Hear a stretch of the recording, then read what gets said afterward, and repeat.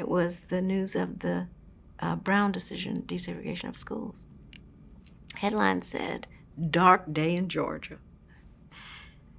Talmadge says this doesn't mean us. Perspective is what distinguishes the black press from the white press, which I don't like to call it white press, but it's white-owned or whatever you want to call it.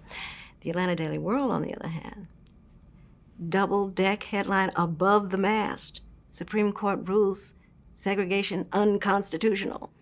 And so that's the perspective, that it was this distinction there. My grandfather, William A. Scott II, founded the Atlanta Daily World in August of 1928. And in March of 1934, it became a daily, and as such was the first successful, sustained black daily newspaper in the country. My grandfather was killed in 1934, 2 years after the paper went daily. His brother, C.A. Scott, who was one of the younger brothers, was 26 years old when he took over. You know, I don't know if he was ready or not, but he had to do it. He had to step up. And the other family members did help too. And when my grandmother moved to Atlanta, she took over as circulation manager. I went to Barnard, and they didn't have a journalism major, but I was on the English track. And while I was there, the whole campus blew up. And in my sophomore year, I marched against the war, the spring mobilization against the war in Vietnam, where Martin Luther King Jr. spoke.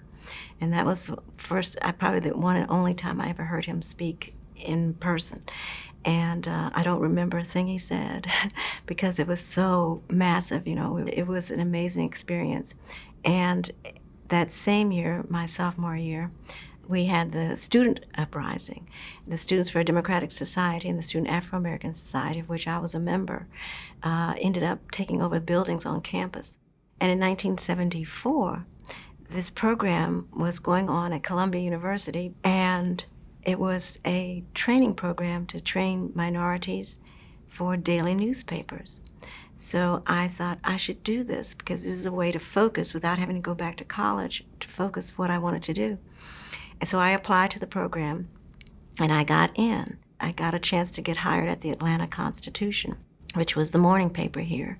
And I got hired there in 1974 after completing that program. My career at the Atlanta Constitution turned into my career at the Atlanta Journal-Constitution, and then my career at Cox Enterprises.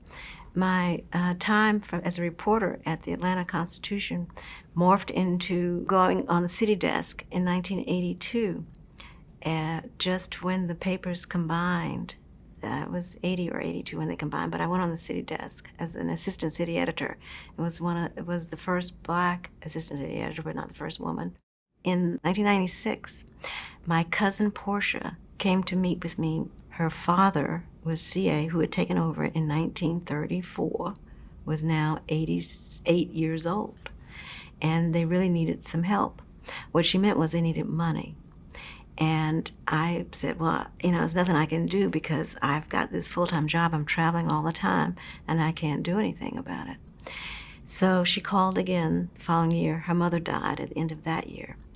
And at the beginning of 97, she came, said, I don't know what to do. I need some help. I had to leave my job at Cox and go to the call to the family paper. And that's what I did. I left in 1997. My dad had died in 1992.